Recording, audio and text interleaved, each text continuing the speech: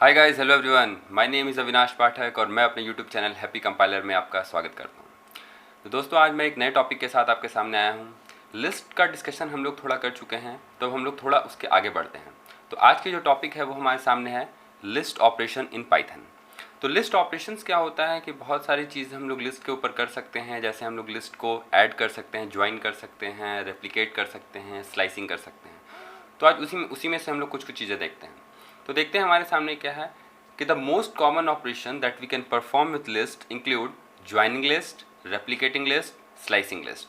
तो अब हम लोग एक एक करके देखेंगे कि ये काम किस तरीके से करता है। ज्वाइनिंग और रेप्लिकेटिंग मेन हम लोग इस वीडियो में देख रहे हैं, और मैं नेक्स्ट वीडियो जो लाऊंगा उसमें स्लाइसिंग को थोड़ा एक्सप्लेन करना पड़ता है, इसलिए स्लाइसिंग के लिए एक अलग सी वीडियो बनानी पड़ेगी। तो चलिए देखते हैं ज्वाइनिंग ऑफ लिस्ट क्या होता है। तो द कॉन्केटेनेशन ऑपरेटर या फिर प्लस, जो प्लस साइन होता है हमारा, उसे हम यूज़ करते हैं दो लिस्ट को ज्वाइन करने के लिए। जैसे आप देख सकते हैं यहाँ पे एग्जांपल के लिए मेरे पास सपोज L1 है जिसकी वैल्यू है 1 2 3 4 5, और L2 है जिसकी वैल्यू है 6 7 8 9 10।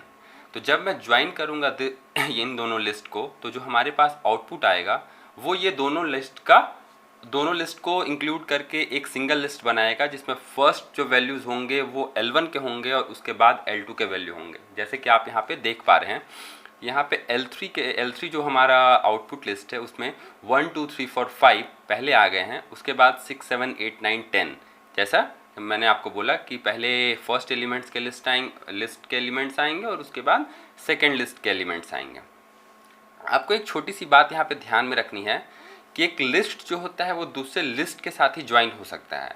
अगर आप किसी लिस्ट के साथ में किसी नंबर को, किसी इंटीजर वैल्यू को ज्वाइन करने की कोशिश करोगे तो वो नहीं हो पाएगा, वो एक एरर देगा। तो चलिए देखते हैं इसे एक एग्जांपल के साथ।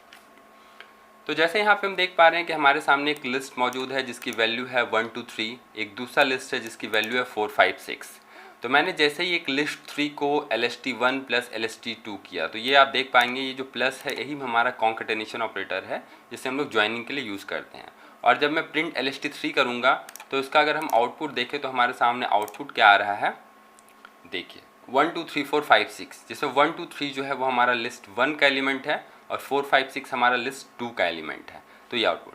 अब जो मैंने आपको बोला था एरर के बारे में, अब आप मान करके चलो कि जैसे सपोज ये हमारे पास में LST1 है और इस LST1 के साथ में मैं 5 ऐड करना चाहूँगा, तो ये 5 ऐड हो पाना इसके साथ में इम्पॉसिबल है। तो देखते हैं आउटपुट एरर क्या देता है मैसेज हमारा।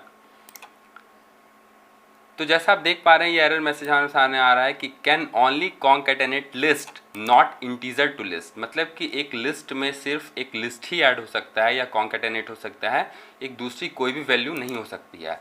तो इसी तरीके से हमारे सामने हम जैसे देख पा रहे हैं यहाँ पर हमारे सामने क्या क्या है कि एक लिस्ट जो है वो नंबर ऐड नहीं कर सकता है अपने साथ, किसी कम्प्लेक्स नंबर को ऐड नहीं करेगा, और किसी स्ट्रिंग वैल्यू को भी एक लिस्ट जो है हमारा वो ऐड नहीं करेगा।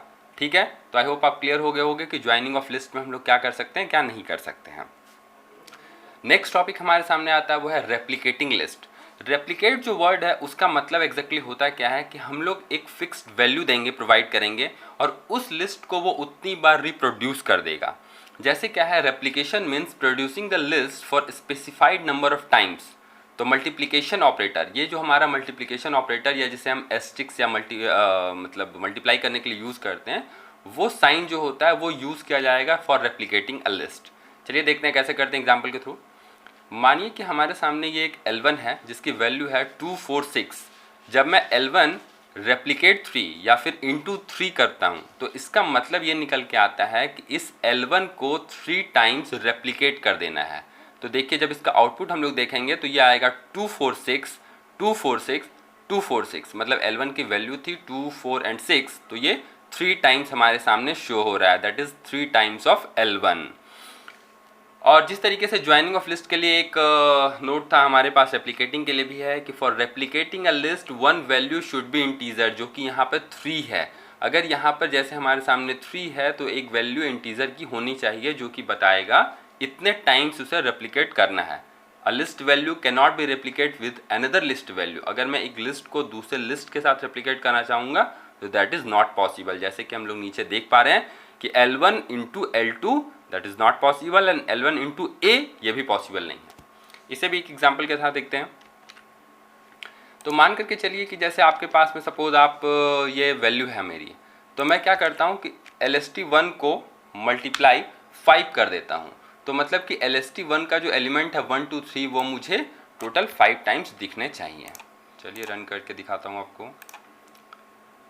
तो देखिए जैसे आप देख पा रहे हैं 1 2 3 1 1 2 3 ये 1 टाइम हो गया, 2 times, 3 times, 4 times and this is 5 times. तो ये है हमारा रेप्लिकेटिंग ऑफ अ लिस्ट। तो आई होप आप इस टॉपिक को बहुत अच्छे से समझ गए होंगे। और कोई भी अगर आपको डाउट हो तो आप मुझे कमेंट सेक्शन में क्वेश्चन पूछ सकते हैं और आप इसके ऊपर में अलग अलग ऑपरेशंस भी कर सकते हैं। तो ये थी आज की टॉपिक। तो अगली वीडियो जो मैं लेकर के आऊँगा उसमें मैं आपको बताऊंगा कि हम लोग लिस्ट की स्लाइसिंग किस तरीके से करते हैं। तब तक के लिए guys keep watching happy compiler. और आप वीडियोस से देख देख करके अच्छी अच्छी वीडियोस और आप मतलब सीखने की कोशिश कर सकते हो और आप प्रोग्रामिंग भी करते रहें। Thank you very much.